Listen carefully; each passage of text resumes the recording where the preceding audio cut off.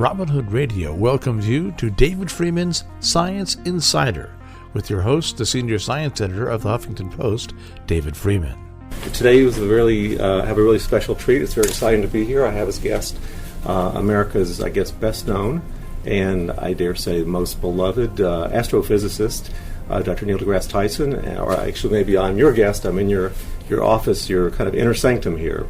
So welcome, and thank you very much. If I'm people's favorite astrophysicist, it's probably because I'm the only one they know. So I don't get big-headed about that. Okay, well, it's such a treat to be here, and I know one of the things you want to talk about is Cosmos, the new program. This was a program that was, I guess it's kind of a redo of a program that aired in 1980.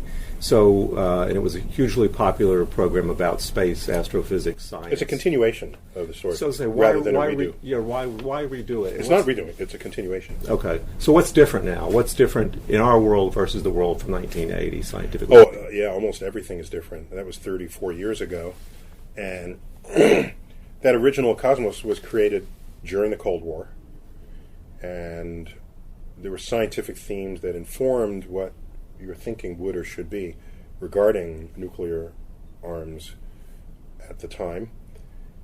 Cosmos shaped its messaging based on issues, topics, phenomena that sort of mattered in the day. Right. And so we're 34 years later now. One of the great features of Cosmos is the extent and the depth to which it conveyed how and why science matters. So you don't think of it as a documentary where you tune in to learn with pages ripped from a textbook. You tune in to have Carl Sagan then, and I guess I now, to have he or I in your living room with you, guiding you through the sometimes torturous exercise of what it required to discover our place in the universe. So, but scientifically speaking, if there were two or three new phenomena that were understood now, but what has astrophysics learned, kind of gotten under our belt in this past 34 years? Well, tons of things, but that doesn't set the agenda for Cosmos, because it's not. The exercise of Cosmos is not, here's the latest discovery, right. Let's tell you about it. That's what normal documentaries do, and do it quite well. Back then, there weren't many science documentaries, hardly any. Now, any time of day or night, if you channel surf long enough, you'll land on a science documentary on the search for light, black holes. We even have pop culture actors hosting documentaries, such as Morgan Freeman in right. Through the Wormhole. Right. So what a time of luxury this is for access to science. But that's not really what Cosmos is. So we could chat about discoveries over the past 34 years, but the discovery will matter to Cosmos only if the discovery matters to our understanding of our place in the universe. Let me ask you about a couple of discoveries, and maybe we can come back to this idea of our place in the universe. But for instance, there's been a tremendous amount of research on exoplanets. Mm-hmm. Are we any closer to, I don't know if you talk about this in Cosmos or not, are we any closer to finding extraterrestrial life, or is it still the same chance we had back then that we're going to stumble upon something? Yeah, so that's a big question we all have. Are we alone in the universe? And exoplanets confirms the suspicion that planets are not rare in the universe. Life as we know it lives on a planet. So if we're going to continue to look for life as we know it, you want a good inventory of planets in orbit around other stars. Right now that number's rising to 1,000 right. or so. We certainly make mention of exoplanets. And there's a whole cottage industry of people trying to study the properties of the planets that have been discovered. It's very hard because they're orbiting next to hugely bright stars relative to their own right. Intensity. And this analogy is given, and you calculate it up, it turns out to be about right. It'd be like trying to detect a firefly around one of those Hollywood searchlights. pointing straight at you. Right, not very easy. It's not very easy. You need clever optical ways to block the light of the star and not have the light spillage interfere with. So, it's a whole industry just trying to understand whether those planets can support life, and if they do. So, sure. The questions have changed. It's not, are there planets out there? That's one way to ask a question 35 years ago. Right. Are there exoplanets? We know they're exoplanets. What are the properties of the exoplanets? Do those properties tell us that maybe they harbor life? The word for that, do they have biomarkers? Is there oxygen in their atmosphere? Is there methane in their atmosphere? These are the byproducts of an active biosphere. What about some of the other kind of things that have come up recently? I think that the idea of multiverse has come along more. I don't know if it was active then, but now it's certainly discussed. Undreamt of then. So, are we in a multiverse or a universe? What's the thinking? Evidence. We have excellent theoretical and philosophical reasons to think that we're in a multiverse. Which means what? Can you understand it without physics, or do you need advanced mathematics and physics to understand? You would need advanced physics and math to calculate what your multiverse is doing. But the existence of the multiverse, what we came to recognize was that quantum physics, which is the physics of the small, forces matter and space to behave in odd ways. We don't claim to understand it, but we can describe it. Right. This is quantum physics is the most successful understanding of the universe we've ever put forth. Everything that the tenets of quantum physics predicts for the universe, we go out and test it, it's there. General relativity, which was put forth by Einstein, that's the theory of the large, gravity, and the large-scale structure of the universe. That also works.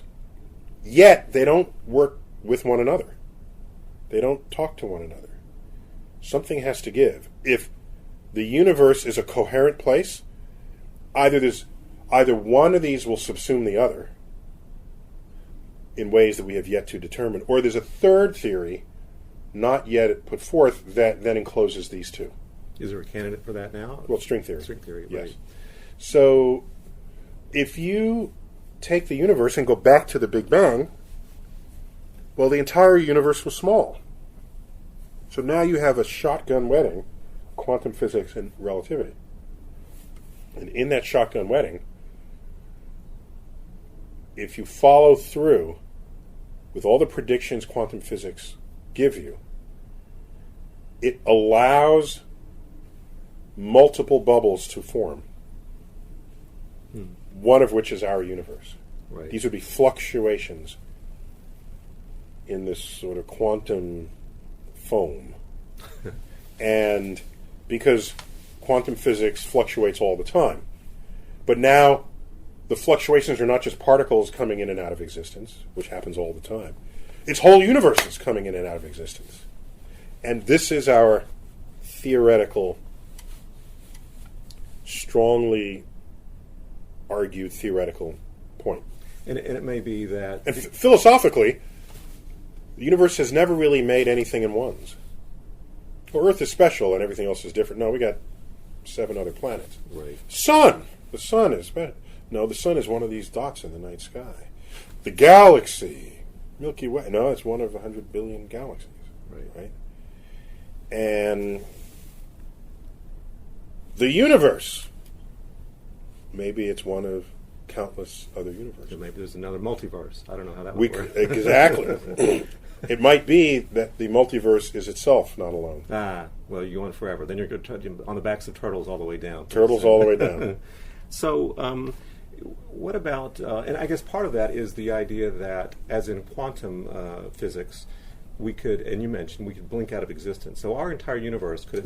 small particles do this. But is it possible that the universe itself could blink out of existence? It is statistically so unlikely as you should just think of it as zero. So don't worry about it. Don't worry about it. Right. So what about... Because what happens is the way quantum physics works is the more macroscopic the system...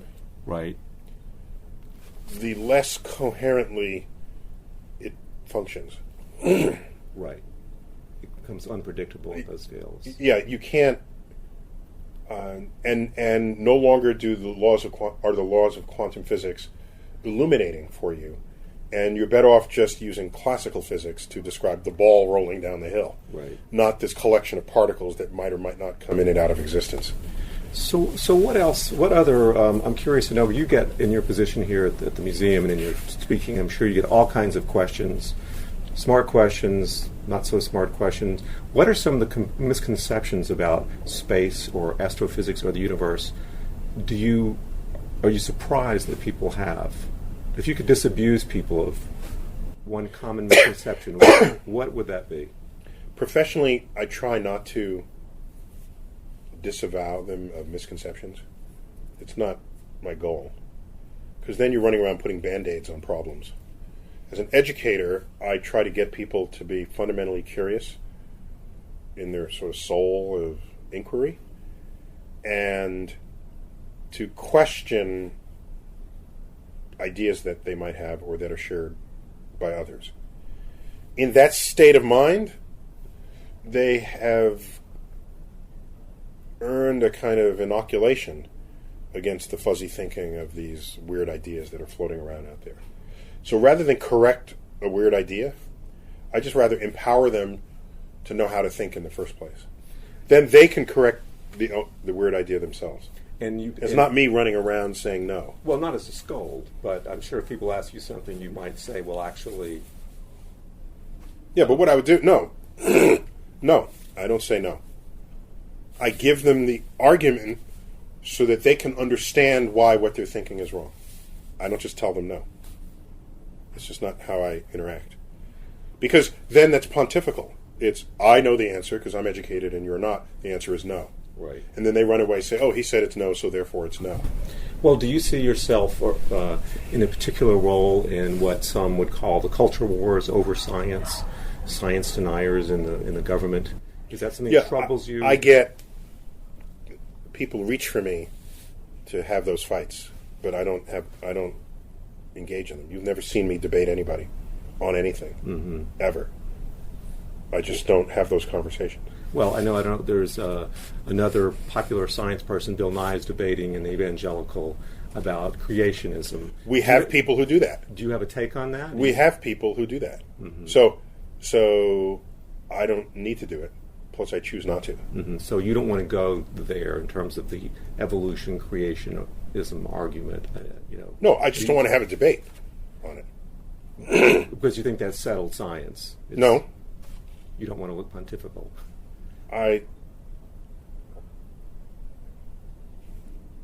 My investment of time as an educator, in my judgment, is best served teaching people how to think about the world around them. And then they can go off and do what they want. So let me ask you another question. Teach them how to pose a question, how to judge whether one thing is true versus another, what laws of physics say about what a truth is in this world. That's an educational process. Right. It's not a debate and whoever argues best wins.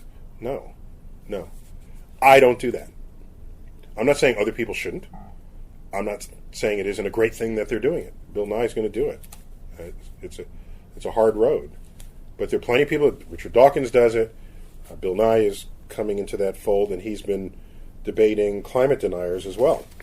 You have Michael Shermer. You have Eugenie Scott. All these are very Googleable people, and you'll see the videos they're in sort of fighting the fight. Right. How would you describe the reaction you get when you talk to groups of different types? Because people I know... What do you mean by different types? Well, I mean, you have different groups. You reach out to different groups. Students, younger people, older people. Different demographics. Right. Yeah. I mean, is there anything interesting about the different responses to different groups, or is it universally, I'm interested in science? Because No. I study what the group is before I talk to them. And I go as far as I can to be with them while I'm communicating. There does seem to be a huge... So I will communicate differently to 20-somethings than I do to 60-somethings. If they're 60-somethings, I will reference historical events in the 20th century that they lived through that will give meaning and significance to whatever else I'm trying to communicate with them. Well, that reminds me. As an example. No, that's what that was my end part. So, as an example of what I do, Right. I will do my homework on every demographic that I encounter. Which reminds me of another thing I wanted to ask you, which is one of the things you might reference to an older audience is, the early space program, maybe culminating with the moon landings. Sure. What do It's not that I will reference it. It's that it's available to me in my toolkit of communication for that audience. So let me ask you, if we weigh in on all the talk about Mars. There's Mars One. There are different initiatives, governmental, non-governmental, trying to get to Mars either as a flyby or to land and establish a colony. With people, yes. What do you want to have happen with Mars and with the Moon in terms of our exploration? Yeah, I don't. Whatever else I look like on YouTube videos, I don't need to have anybody do anything. I don't tell people what to do. I don't tell people what to think. I don't start movements. I don't create agendas that people should follow. I don't tell people who to vote for. And as I said, I don't debate people. So, the way I'm going to answer your question is, if you care about the economic health of this nation, then you ought to know that innovations in science and technology in the 21st century will be the engines of tomorrow's economy. And the nations of the world that embrace this fact will lead the world economically. Just look at the growth industries since the Industrial Revolution and before. All right. We live in a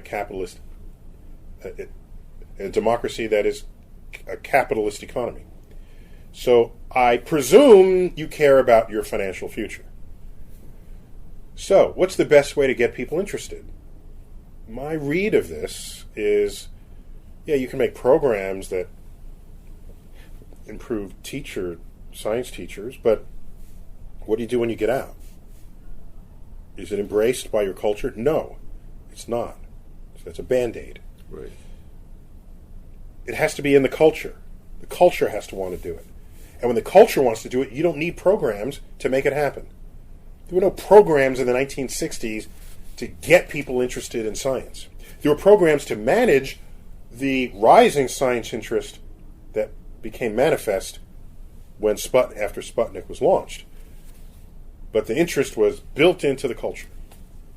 People were thinking about tomorrow in ways only science and technology could deliver it. The World's Fair is a product of the 60s. The World's Fair didn't create the 60s. This future vision. So, my read of human history and 20th century tells me that there is no force as powerful, as ambition stimulating, as ambition stoking, as exploring the great frontier. And right now that frontier is space. If you explore the frontier, and you know that science and technology will enable it, the press now has something to talk about every day. Oh, new discovery on the far side of the moon, on the backside of Venus, on this. These become discoveries. I'm in school and I read these discoveries. NASA needs someone to design an airfoil that will navigate the rarefied atmosphere of Mars. Who's with them? Sign me up. The culture drives the ambition. And when the culture drives the ambition, not everyone becomes a scientist. That would be a boring world. But people become science sensitized. Now you want to become a lawyer and you say, well, I want to manage mineral rights on asteroids. Because we're going to be there's a mining company that's ready to go there. And all of a sudden everyone is thinking about a frontier and a future. And you have scientists and engineers among you who are inventing tomorrow and making secure the economy that is otherwise faltering. Because whole new industries are arising. The first trillionaire in this world is the person who mines asteroids.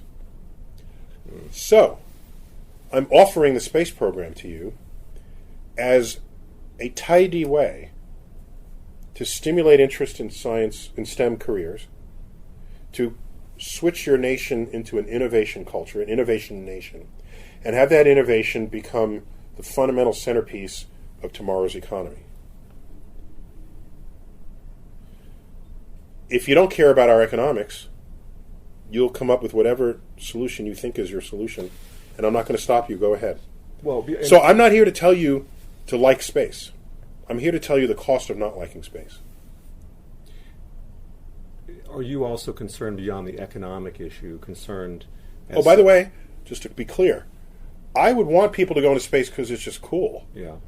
But I'm not so naive as to think that's sufficient to convince an entire Congress how to redirect spending. Right. Cool factor doesn't write checks. So in my aging maturity, I'm recognizing that people will vote pragmatically, not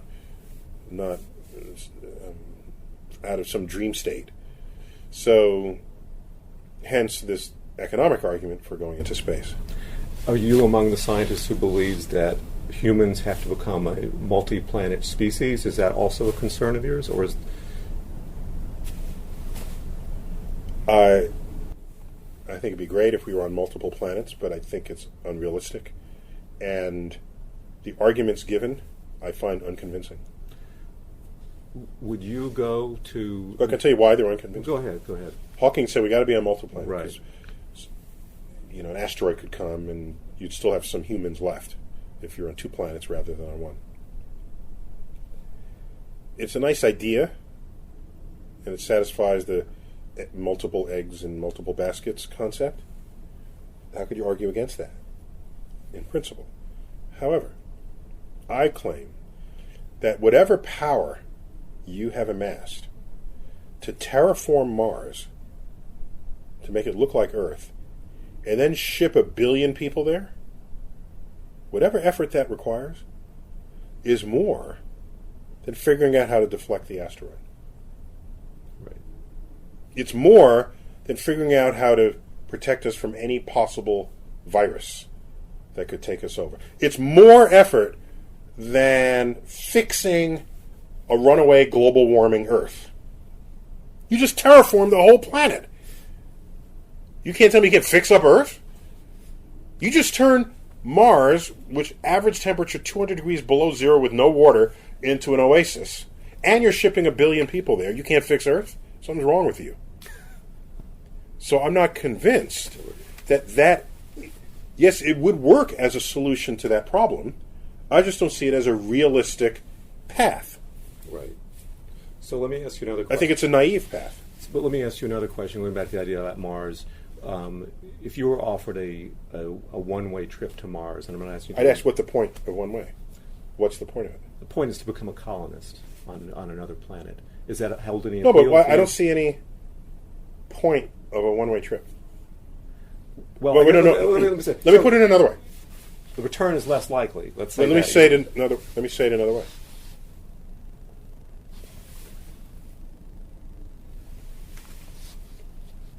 They're misunderstanding the concept of a one-way trip. The one-way trips in the era of the great explorers where colonies were being established. Right. Colonies were being established in places where explorers had already put the place on the map and was able to tell you, yeah, there's air to breathe, there's fruit on the trees, bring this winter coat, and here's a shovel and some hammers and nails, go at it. Oh, by the way, if it doesn't work out, come back. That's different from saying, here's a spaceship that is only designed to go one way. And by the way, when you get there, there's no air and there's no water. You'll have to find it somewhere, and you have to ask us to ship it to you. This is not the same thing. So make it a round trip. You stay as long as you want. I don't understand the urge. I don't understand the point. Right. It's a mystery to me why that's some great advance in space exploration. I don't get it. That's the end of the first part of this two-part interview with Neil deGrasse Tyson. Turn in next week at the same time to hear the conclusion. Science Insider with David Freeman, the senior science editor of the Huffington Post, produced in cooperation with Robin Hood Radio, robinhoodradio.com on the web.